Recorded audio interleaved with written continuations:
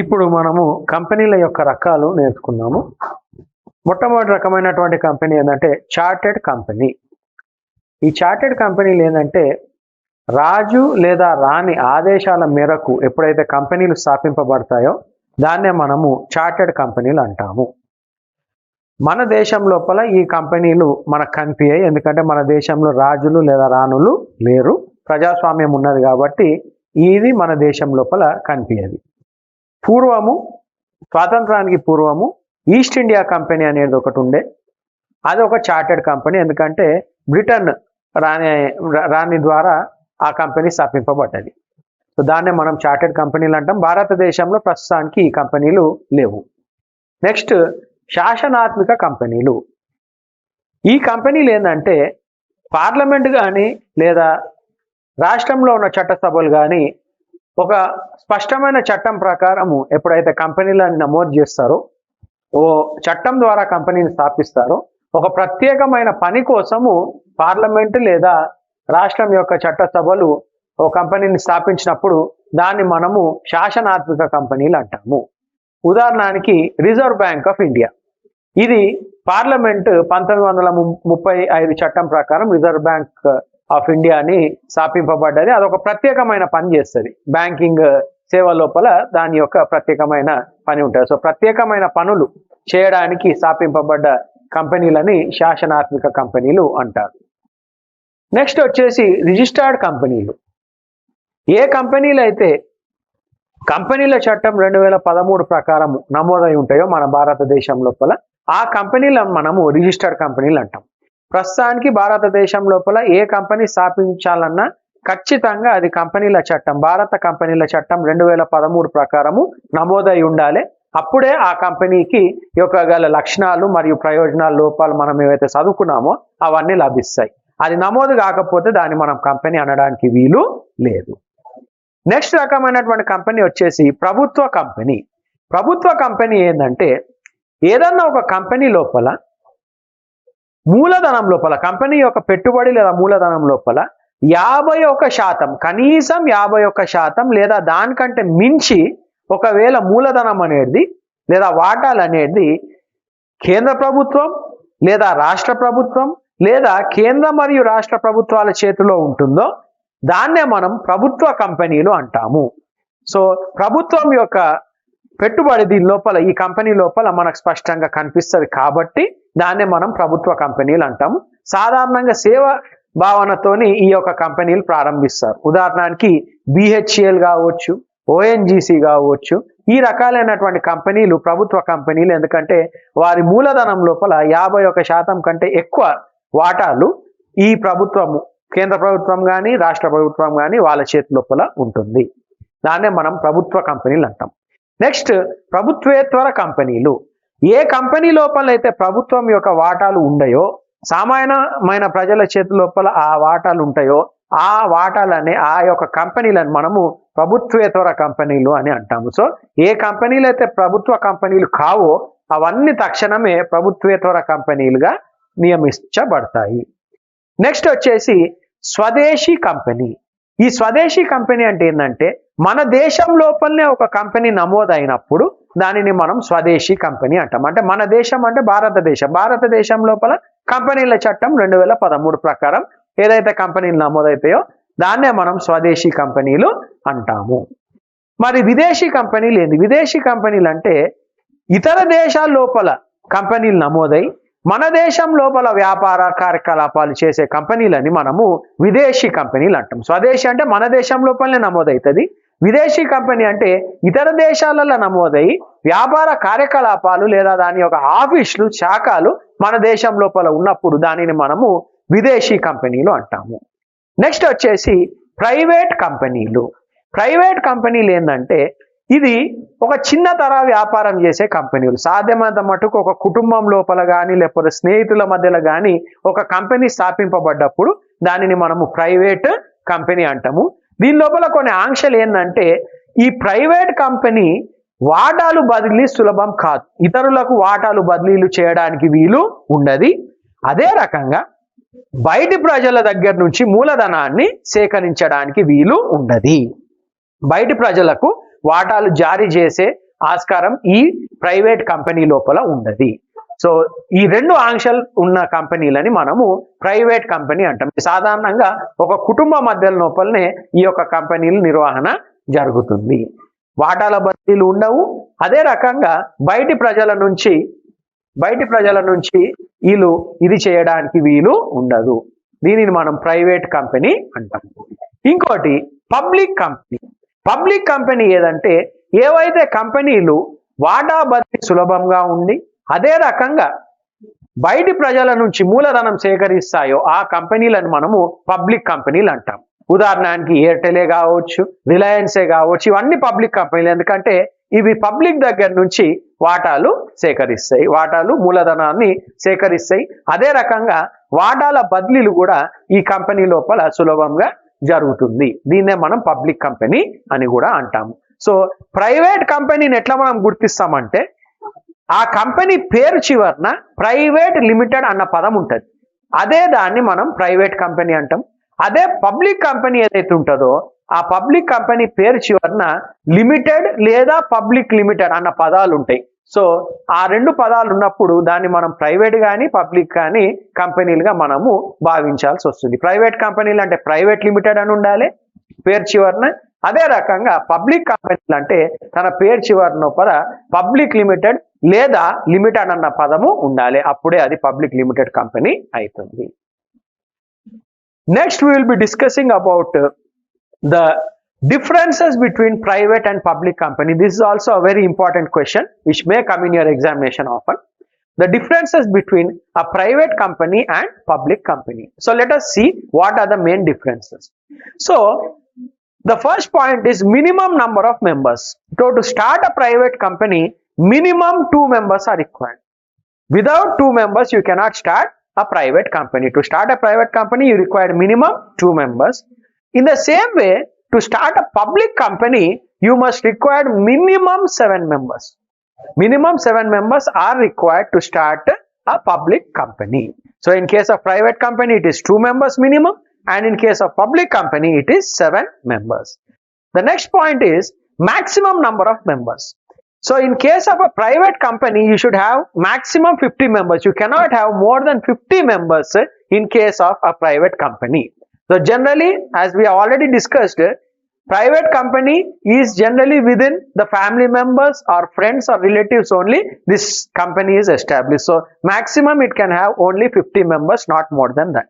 But in case of a public company, the maximum number of members are unlimited. You can have any number of members in case of a public company. You can even have 1 lakh members, 1 crore members also. It is unlimited. So maximum number of members in private company is 50, and in case of public company it is unlimited. Next point is minimum capital. So minimum capital required to start a private company is 1 lakh. So compulsory to start a private company, minimum you require 1 lakh, and to start a public company minimum capital required is 5 lakhs. So minimum in case of private company 1 lakh, and minimum in case of public company is 5 lakhs. This is the minimum. But to start a public company in reality you require crores of rupees to start. But the minimum capital as given by the government or the rules is 5 lakhs for public company and 1 lakh for private company.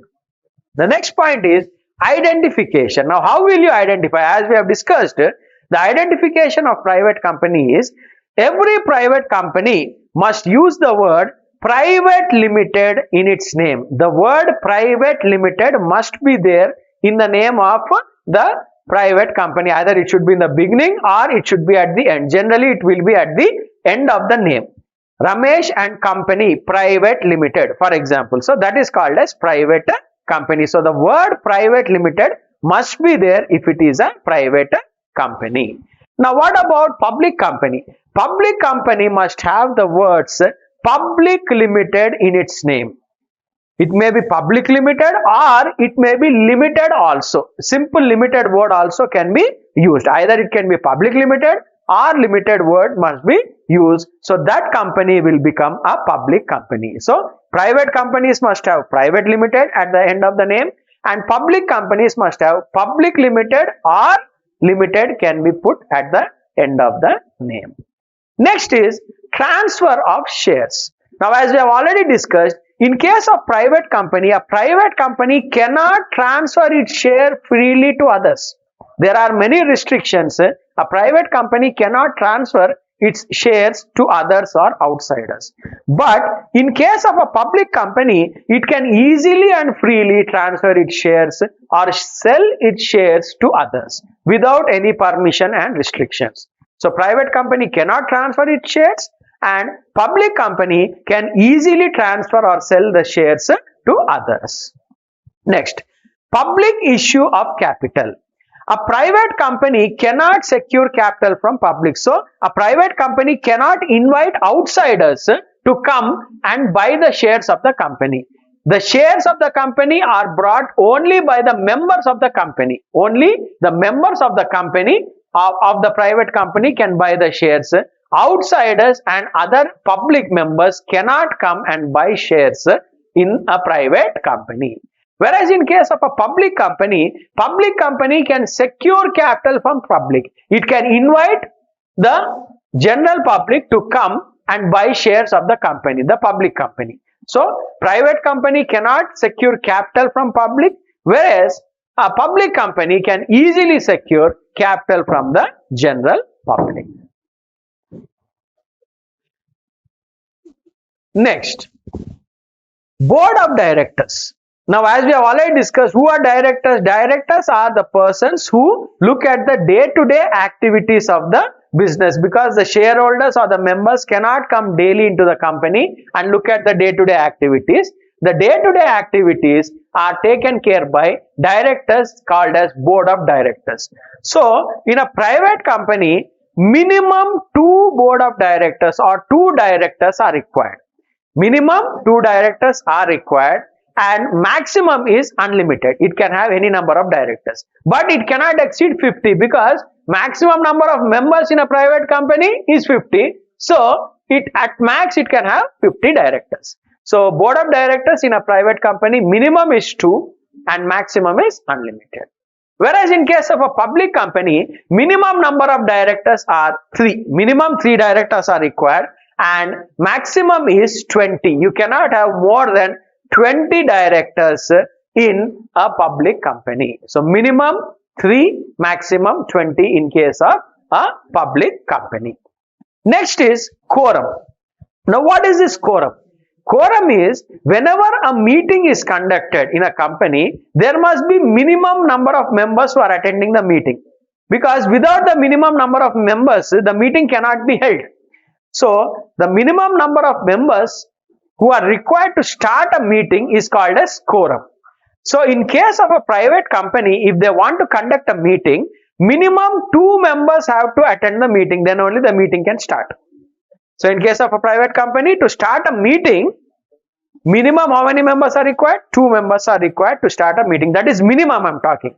Without these 2, the meeting cannot start. Whereas, in case of a public company, minimum 5 members are required to start a meeting. Minimum 5 members are required to start a meeting. Without less than 5 members, the meeting cannot be held in case of a public company. Next, loans. Now, in case of a private company, the directors can borrow the loans from the company.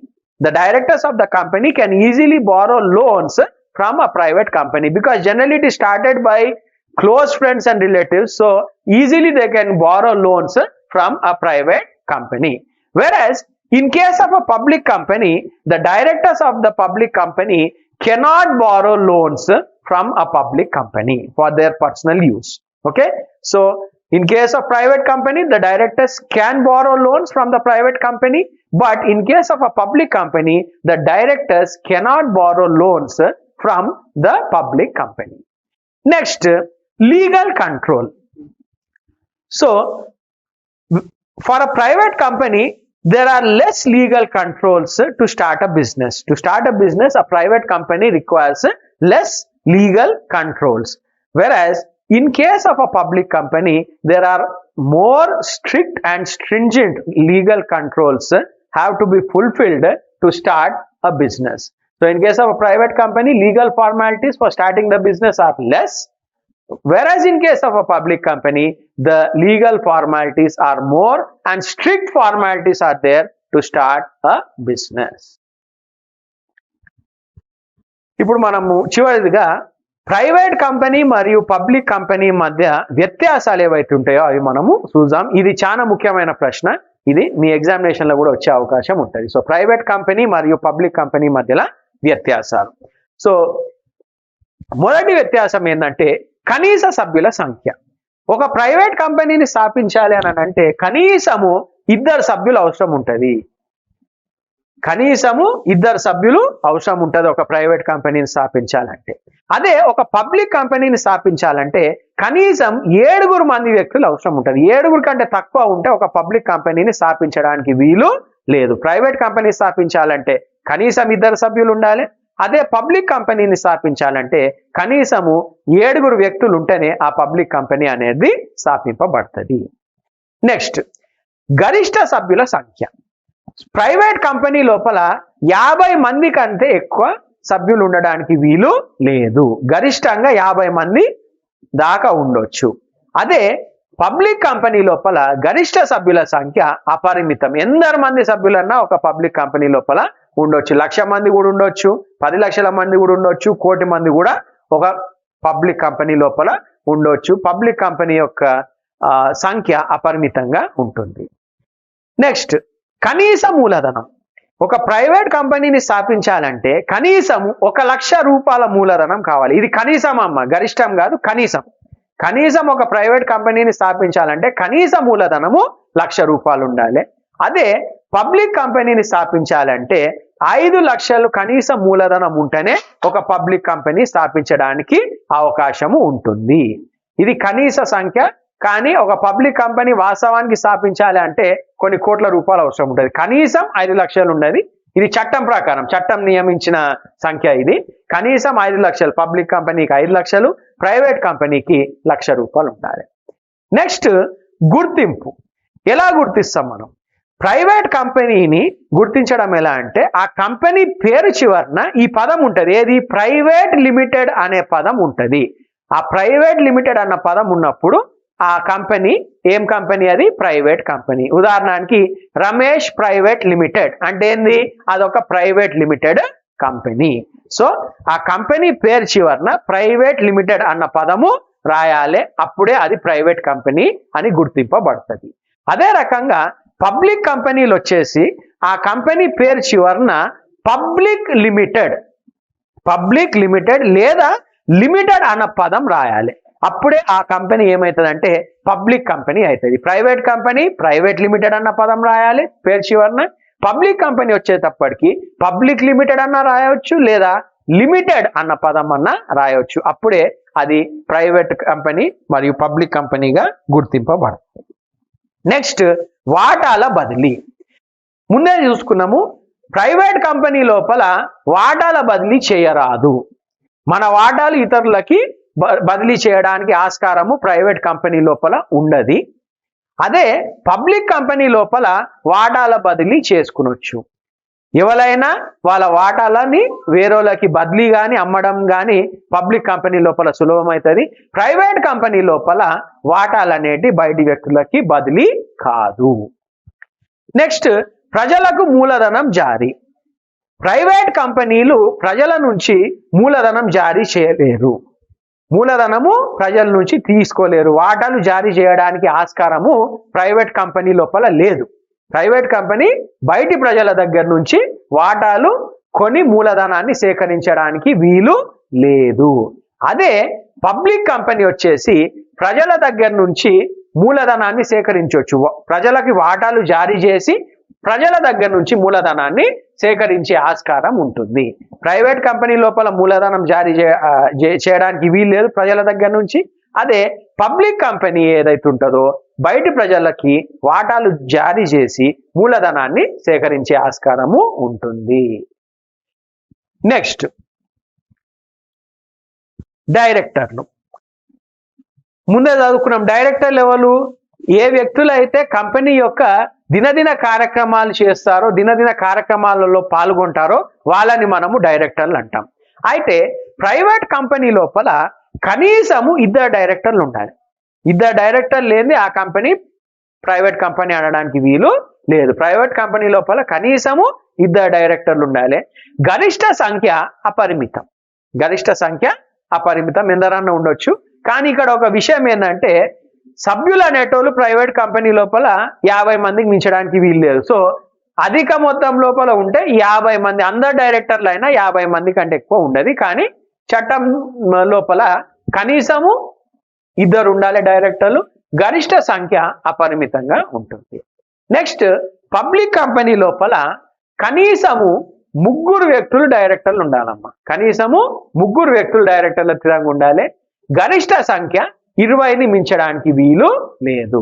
So private company లోపల కనీసం 2, గరిష్ట అపరిమితము. Public company వచ్చేటప్పటికి కనీసం 3 డైరెక్టర్లు ఉండాలి.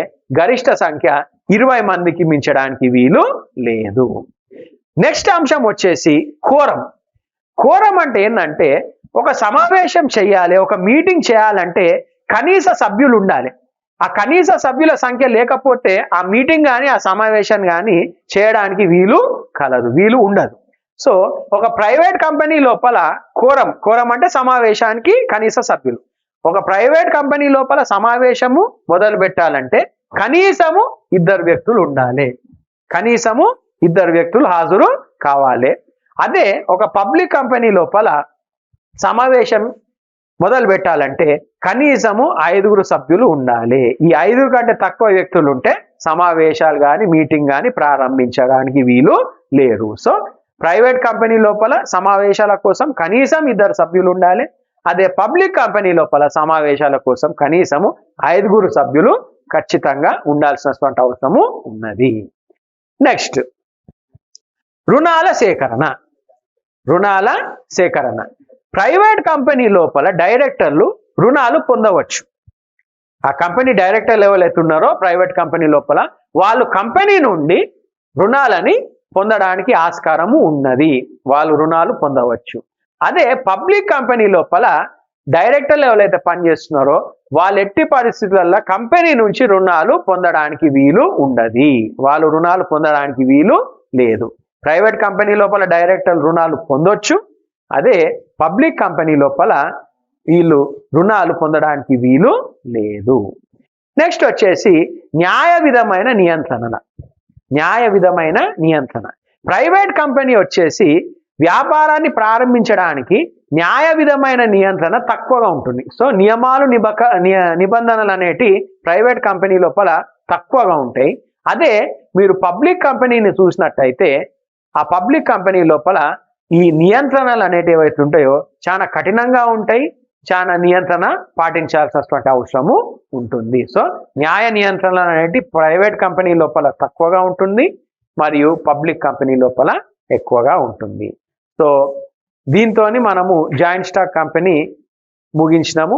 దీని లోపల మీరు ముఖ్యమైన అంశాలు గుర్తుపెట్టుకోవాల్సింది ఏంది అని అంటే, ఫస్ట్ కంపెనీ, దాని యొక్క నిర్వచన. కంపెనీ అనేది 2013 కంపెనీల చట్టం ప్రకారం నిర్వహించబడింది.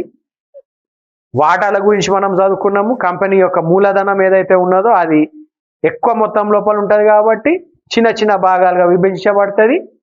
సో ఆ ఒక్కొక్క భాగాన్ని మనం వాటా అంటాము. ఎవరైతే ఆ వాటాలు కొంటారో వాళ్ళని వాటాదారులు అంటాము.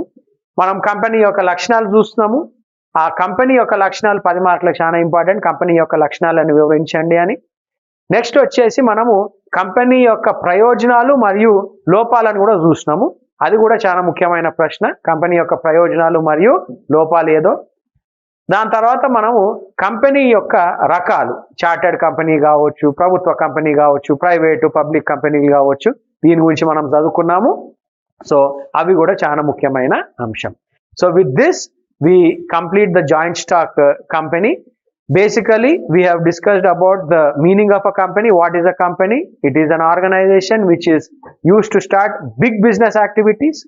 Then we have gone to the definition of the company, wherein Companies Act 2013, there are some rules and regulations. So all the companies must be formed under Companies Act 2013. Then we have discussed what is share. the capital of the company, because it is huge, it is divided into small pieces, and each piece or each part is called as share. So whoever buys the share, he is called as the shareholder of the company. Then we have discussed about the features of the company, which is very important. So those features are very important. Artificial person created by law, perpetual existence, the company has unlimited life, and most importantly, limited liability. The liability of the members is limited to the value of shares they held. Their private properties cannot be sold to what you call as repay the loans of the company. Then we have discussed about the advantages and disadvantages of the company. That is also a very important topic. Then we have come to the types of company: chartered companies, statutory companies, government companies, registered companies, private and public company. And lastly, the differences between private company and public company. This is also a very important question for 10 marks. So I thank you one and all for hearing this patiently.